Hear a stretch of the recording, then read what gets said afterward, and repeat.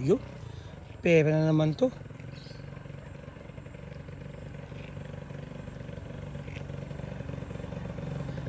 Bye. Tabi mo. Anong... Boy, bago ka, no? Bago ka dito, naghahabal-habal ka, no? Oo. Bago din motor mo, ha? Alam mo ba dito sa patakaran ko? Ano yun? Kada daan mo dito, 50, yun ang toll gate mo. Pero ngayon, magdi-December na, nagbago na patakaran ko. Kailangan mo nang mag-membership. 1,000. 1 taon naman yun. Ay, wala ko yung pera boss. Ay, hindi ka makakadaan dito. Patagal mo dyan, baka meron ka dyan. Kakukuha ko nga lang ng motor na to. Yun na nga, kasi kung hindi ka kukuha, hindi ka makakadaan dito, hindi mawawala kang hanap buhay. Sige na, gawang pa niya, 1,000 lang. Ay, uhulugan ko pa ho ito 1,000 na nga ho rin yung pera Ayun, ko. ibigay mo na yan, para dito hindi ka mabala. Sige na. Oo talaga. Mabait ka ng bata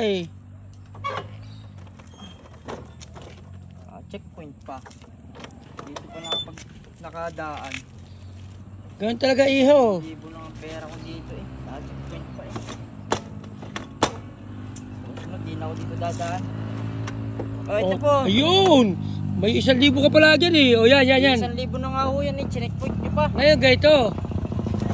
May 1 taon kang membership na. Tapos, kandaan mo dito, 50. Okay ka ba doon? Pero mo na kayo makikita dito sa habal-habal dito sa lugar ko. Ay, napakahirap naman ho mag-abal-abal. Tapos, check pa ninyo lang ako. Okay na iho, at least, nakamember ka na.